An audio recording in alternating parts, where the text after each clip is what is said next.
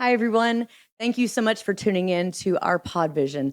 Our pod vision is called I Stand Corrected, and your hosts are Tarpon Total Healthcare. We are a chiropractic office located in Tarpon Springs, Florida, and our mission in life is to help to relieve your pain without the use of surgery or pharmaceutical drugs or otherwise, and provide you spinal adjustments that you can trust. My name is Angel. I'm the patient liaison for our office, and I'm also your direct connection to wellness.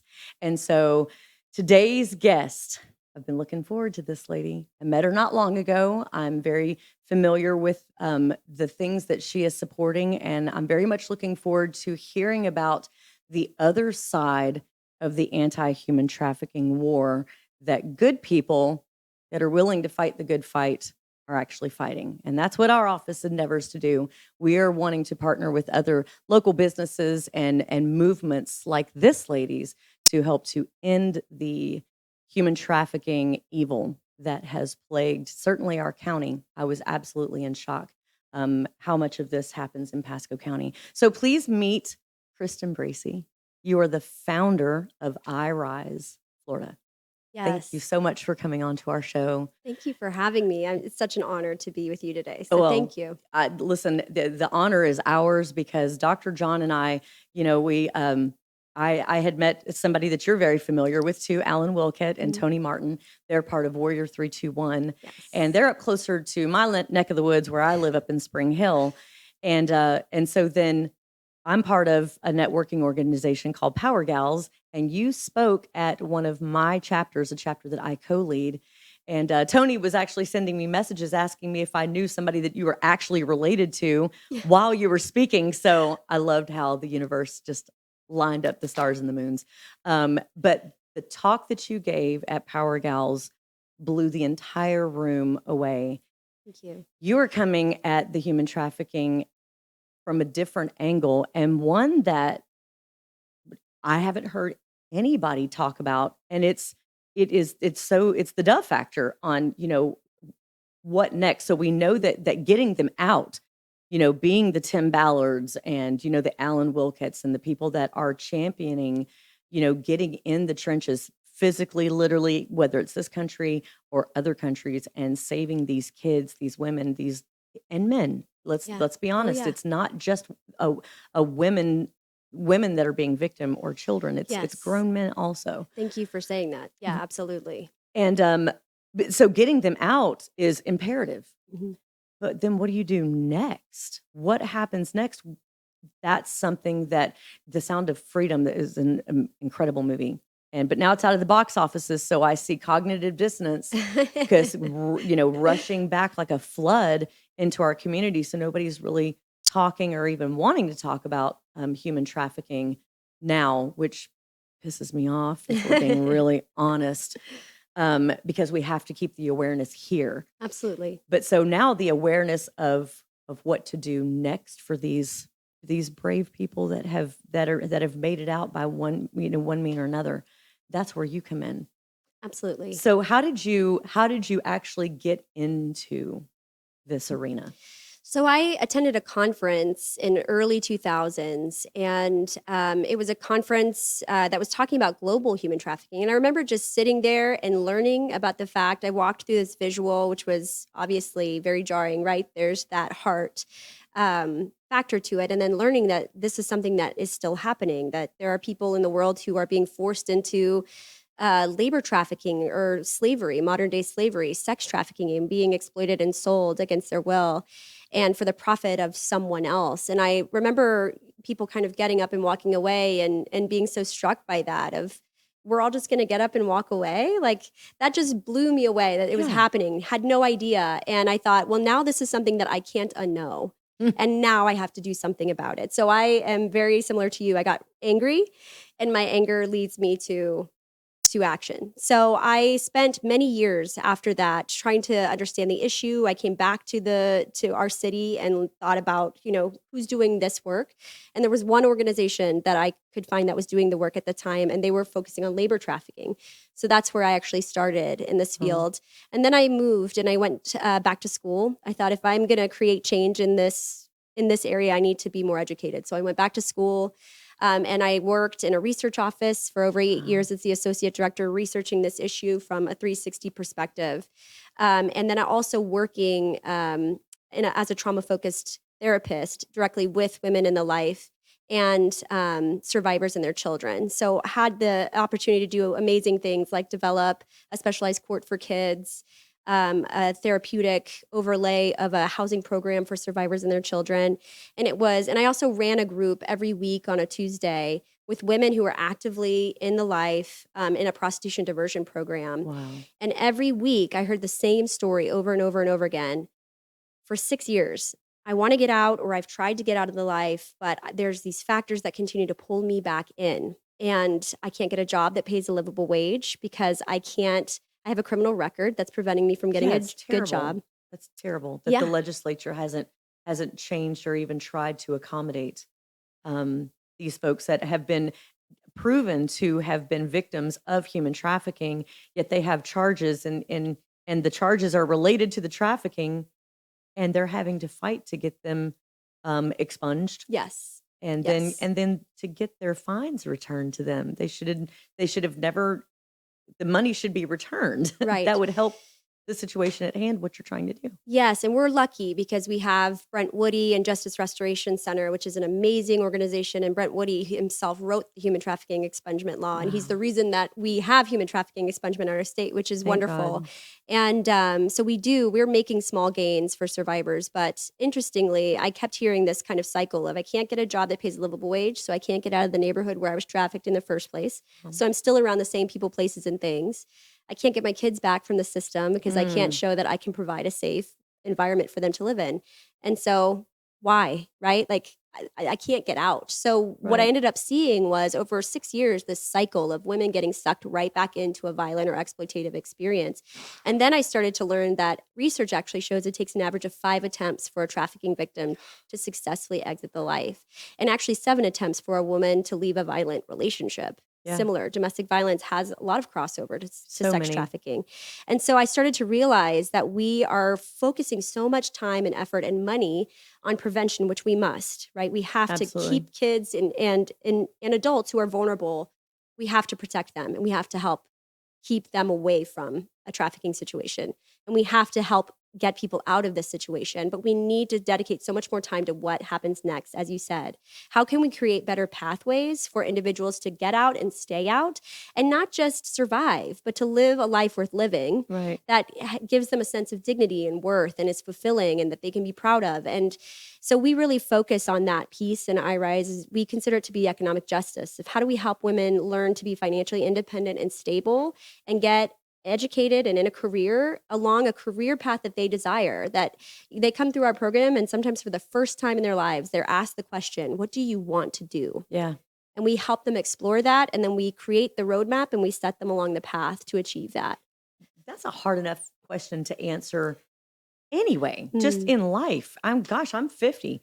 You know, I have a hard time, what do I even want to eat? Mhm. And for these men, women, and children to come out of that where they realize, my son went to the military, and when he came out, I noticed a difference in him. And one of them was he was very used to being told what to do. Mhm. Well, I'm an independent mom. I raised my kids to be independent. I'm like, I'm not going to break this down for you. You can figure these things out on your own. But the conditioning is very similar, Yes. as I understand, in the human trafficking realm, where how they're broken down mentally Absolutely. and they become incredibly, if not 100% dependent on their abuser. So Absolutely. they have a weird a syndrome, and I don't know what it's called. You might be able to help me with it, but where they look at their abuser as somewhat like kind of like a savior. Stockholm syndrome. Oh, okay, there it But is. actually, what we say is it's a little bit different from Stockholm syndrome in the sense that in Stockholm syndrome, that's based off of a bank heist, right? And they were the victims who were in that bank heist were held in that place for days, right? And over time, they started to develop empathy for their capturer. Right. And so when the cops finally bust down the door, they said, like, have mercy. right? Well, in this case, those people were wearing masks and holding guns, and they were clearly dangerous people. Right. But these individuals, oftentimes the way that they recruit is through love and through promises. And they do what some Canadian researchers call love bombing, where Yes. they pour on the love, the affection, whatever that need is that person has, Yep. they meet it. And for a lot of people who get sucked back into life, it's economic need. I will pay the bills. I will take care of everything. I will take care of you. This is all you have to do is this. And then they use that love and that attachment and they warp it. And they So use it's like that to exploit blackmail. that person. Absolutely. And they take their time. So by the time that person's in it, they don't always even realize that that's happening. But you bring up a really critical piece as well, which is so poignant and exactly what you're talking about of a lot of times survivors will come out, from what I've experienced at least, and they don't trust themselves. Yeah. I had a wonderful survivor friend in Phoenix who told me, she kind of laughed about it, but it's just, it is really telling. She said, I had to learn how to microwave a potato because when I was out there, I wasn't eating home cooked meals. I didn't come home to a meal, or I was eating a taquito at the Circle K when I was allowed to. Wow. So I'm malnourished, I'm dehydrated. I don't know how to make my bed. I don't follow the same rules that we all follow in life. I follow his rules. Wow. And so when I come out of that situation, I have to relearn how to live this life in this world. So we kind of take a holistic, comprehensive approach to our case management. And we are considered long-term aftercare. So what comes after crisis? Right. So oftentimes because when you're in survival mode and you're in crisis, you can't think about tomorrow. Yeah. You can't think about what career you want to have, right? Because you're trying to survive this hour, this day. Because nothing is safe. Exactly. Nothing. So what we do is we help them learn the rhythm of coming to work, getting dressed. And we have what's called a trauma-informed workforce development program. So it's a traditional 4-week-long workforce development program. They come every day, Monday through Friday, from 10 to 4:30. And they get over 120 hours of soft skills, hard skills training, and financial literacy training. Okay. So we talk about everything from establishing a banking account to saving, tackling debt, building credit, learning how to budget. And so they feel equipped. But then we also dedicate at least 90 minutes every day to what we call psychoeducation, which is helping to build that person from the inside out. Because what I always say is I can help someone get a job, especially right now, right? I can get people jobs. But if they don't believe that they can achieve it, that they deserve it, that they're worthy of it, then the self-sabotage happens, they blow out of that job, and then they blame themselves, right? Because they're so used to being told the message that you're worth nothing. Right. And so this is just, reaffirming that the belief deep down. So we do a lot of inner work as well to help heal from the inside out so that they also kind of change that perspective and can challenge some of those beliefs that tend to hold them back and really help propel them into readiness to create that beautiful, bright, amazing future that they desire for themselves. Who do you find in the communities that is lending the most help to your organization? Churches have been such a critical. Well, thank God. Yes. I'm so glad to hear that Yes. because that's the church's job. I agree. And I think there are some churches that are doing it really, really beautifully. Bayside Church is namely one of the best supporters for us. We are housed out of Bayside Church, and they are just always there, That's ready amazing. and amazing. New Spring Church in Tarpon, Countryside Christian just came on as a partner with us. Wow. So churches have been great. We love to partner with banks. We love to partner with, we have some wealth management firms that are really passionate about this. Okay. And what has been really beautiful is one of the things that we're passionate about because we're about financial literacy, education, and employment. We try to be in the business sector as much as we can so that we can, because we have what's called a business collaborative. So we're constantly trying to meet with businesses who will say, what do I have and how can I use that to solve this problem? You don't have to be a law enforcement officer. You don't have to be a social worker. If you're a business person, if you have a business or if you have a specific passion, use what you have to help. And so we bring the business community in to teach our skills, hard skills, soft skills training, to talk about, we like to create a roadmap to a career. Right. So what education do you need to have? What certifications do you need to have? what entry level position would be a great start to help you get where you need to go. And so we work with businesses to develop those things. So business leaders in the community can come in, can work directly and pour into. We have an amazing 5-star staffing comes and they help us with mock interviewing. And one of the coolest things happened in our May cohort. We were doing mock interviewing. It was day 2 because we do a virtual mock interview and then they get to view their recording and then we do notes, they rate themselves, I rate them, and I'm usually a lot nicer to them than they are to themselves, of course. That's usually how it goes. Yes. And then the next day they go in front of a panel and they sit for a mock interview. And we do that with 5-star staffing, who has been wonderful. That's awesome. Yeah. And so they sit down and they go through a full interview. And these are, of course, individuals who are reviewing resumes all day, who are interviewing all day for businesses. So they get the most amazing insider information about what recruiters are looking for. One another thing that we focus on is when a person is asking you an interview question, here's what they really mean. Here's what they're really looking for to help them understand like how to answer this question. And so one of our students went through the interview and she got some really great feedback and honed the answer to this question that was just like, it was powerful. It was about like, name a time that you had to deal with conflict and how did you handle it? And she developed this beautiful answer to it that was like tear jerking, you know? And then she came back the next morning ecstatic because she had had a second interview with her dream job and they asked her that question and she nailed it. And she was so excited. And she actually went through 5 interviews for that job and she landed it. That's amazing. Yes. So she's in a career of her dreams and she's back in school and our students are doing amazing things. And it's really cool to see. So we love working with the business community. We love partnering with churches. Any person who cares about this issue and is willing to use their gifts and their time and to be creative about how we can partner, we love that. So one of my favorite things to do, I'm working for Tarpon Total Healthcare and for Dr. John, is business to business. I love meeting with business owners and just talking about like what they're going through and, any way that I'm able to connect, need with solution.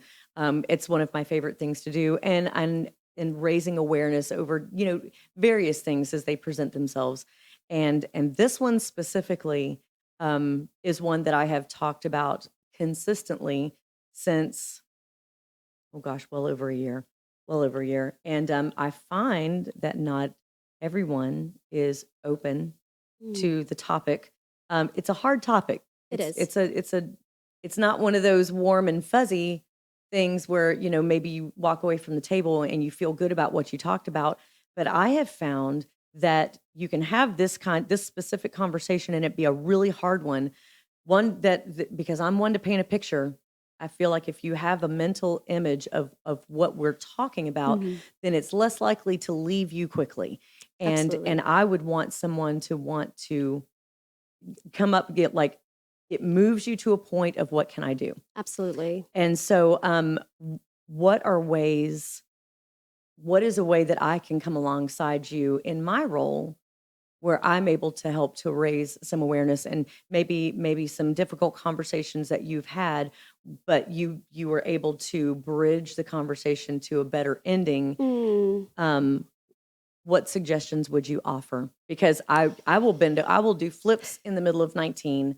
I will hold a sign, whatever, awesome. because you're doing work that people, those that are willing to talk about it, they'll talk about it. But when it comes to putting your shoes on and getting out there, there's not a whole lot because it's scary. It is. And I think this is much like a lot of things. It's difficult to talk about. It's even more difficult to imagine. And so we shun it, right? Like we put a gate around it and we push it because we don't want to think about it. And I think your world changes when you, of course, know somebody who has been affected by it, which is why survivor leadership is so critical.